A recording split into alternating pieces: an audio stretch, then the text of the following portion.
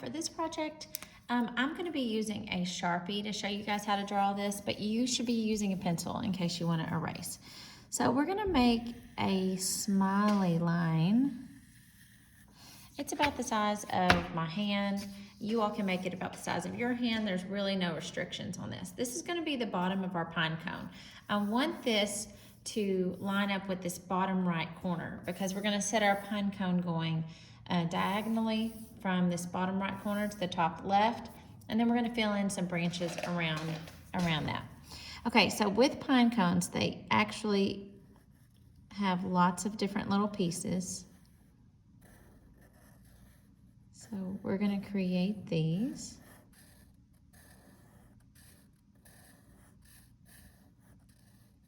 They almost look like teeth, don't they?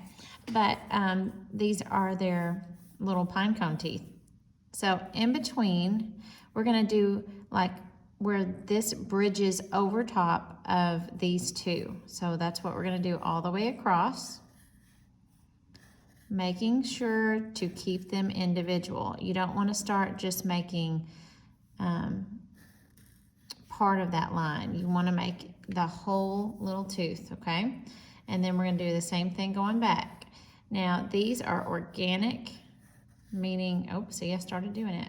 These are organic items found in nature, so these should be organic shapes, so they're not all going to be the exact same height, thickness, thinness. So if you catch yourself being too perfect, like right here, like you can go in and add in an extra cone here to make this a little bit more realistic looking.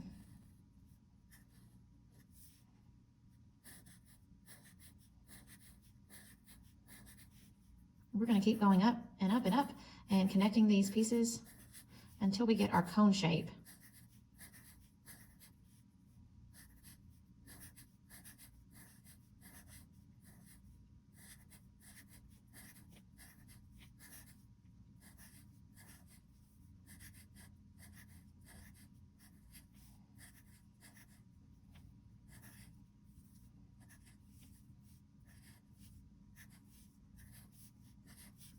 I'm going to go back through and thicken up some of these sides that I don't really like how they turned out. Okay, so now I've got this organic pine cone shape. So I'm going to give myself a branch. I'm going to make the branch look like it goes off the page and then comes back onto the page. Let's see, we're going to make it go where it's going to touch the bottom of the pine cone and then it can go off, okay? So I'm just going to double this line so that in a little bit whenever I do start coloring, it'll make it easier to add color to. And then you can just add some branches that go off of this, and then some leaves as well. So I'm going to go on with some leaves real quick.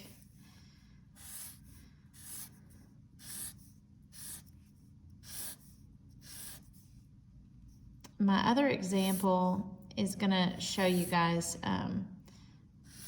some other options, like if you wanted a branch to come right off here and then you wanted to add some more of your leaves of this main stem, and then that ends up adding a little bit more interest to your piece. So if we went behind these leaves and made a branch come here, then you can always add leaves that go in behind this other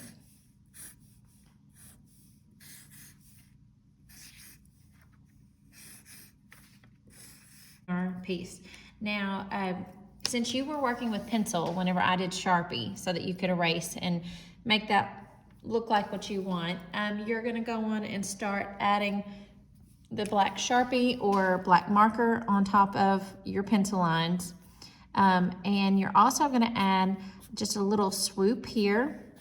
They don't all have to be the same size or on the same edge, but these little pieces are going to add that curl that is found in the pine cone.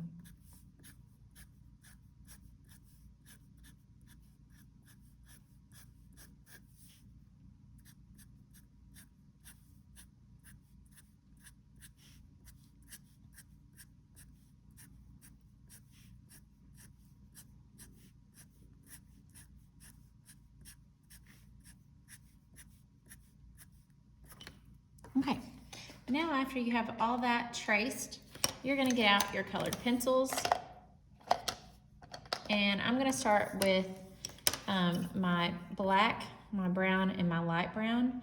So we're going to actually color this whole thing, pressing very lightly. I'm just barely pressing with the regular brown. Okay, so the regular brown is gonna touch every part of the pine cone. So you're gonna go all over each one of these individual pine cone teeth.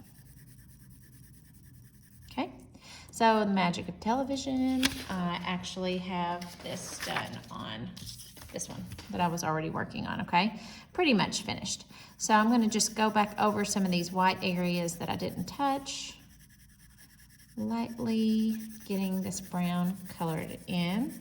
Now, I want you guys to take more time than what I'm showing because I'm trying to show you guys on this video in a certain amount of time so that you can have time to actually get going. But you have time. You don't have to rush this, okay? So now what I'm gonna do is take this black and I'm just gonna go on the edge and like in these little crevices of each pine cone, little section. We're creating value with our color and our shades. So we're darkening this by adding the black.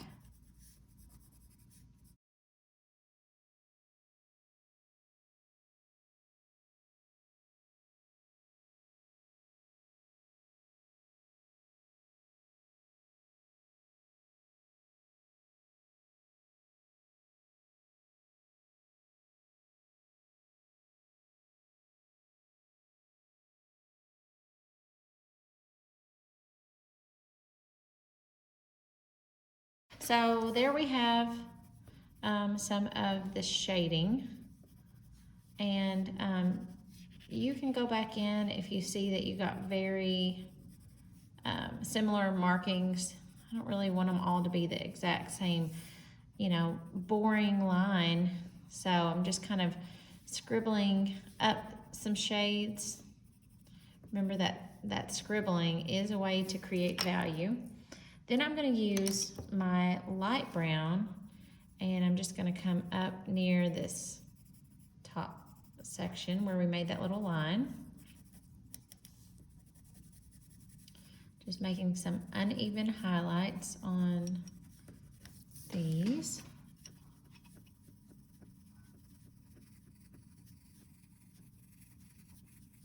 Okay, and then I'm actually going to get out the yellow and create this yellow at this section that we created at the top of most of these areas. So if it has that extra black line, it's getting a little yellow scribbled in there.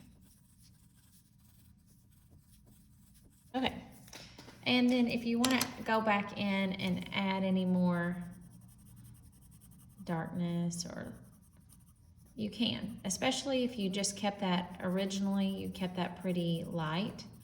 You can come back in and darken it to make it look the way that you expect it to look, okay? And you can have that really blended, or you could have it where it kind of shows some more of your marks. That is the great thing about art. It's up to you. It's your choice. So you see what I'm doing there, okay? So you could do that for the rest of that. You can also go in and give yourself a little bit of a yellow shade on your leaves if you'd like. And then I'm gonna go back in with green on top of those.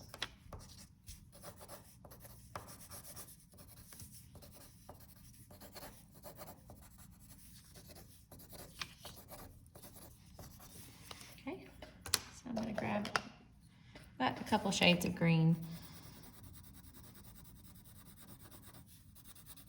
to kind of do the same thing with the value, creating a value of color. And then I did go on and list a blue. You could do a blue or a black, whatever color you want for your background.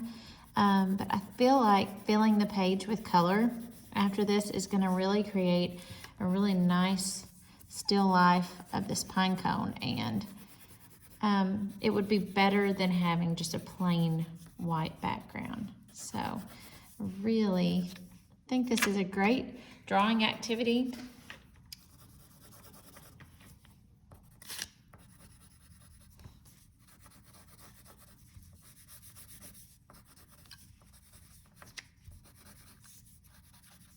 Goes right along with our winter season. Okay, and so I could go back in and darken in sections of this branch, just like this, these leaves, sorry, closer to the branch, and create this more realistic type leaf if you would like to do that. You know, that's gonna add just this really nice finished look to your piece. You could do the same thing with our browns here. I am just gonna make it one color, but that is what takes it to a whole nother level, is using these shades and tints that will create this value that younger kids don't do, okay? And that's what sets your work apart as you get older, really and truly. It's your use of line and form and value. So just keep that in mind, that anytime you want to take your art to the next level, value is one way to do it. Using these different levels of colors really does add some interest and some expertise look to whatever you're working on. And then I was mentioning blue. Oh, this is a purple. That's why you should test your colors or look at the name. I've got a lot of purple over here. Sorry.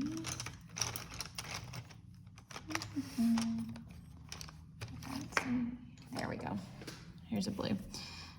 So just going in here lightly.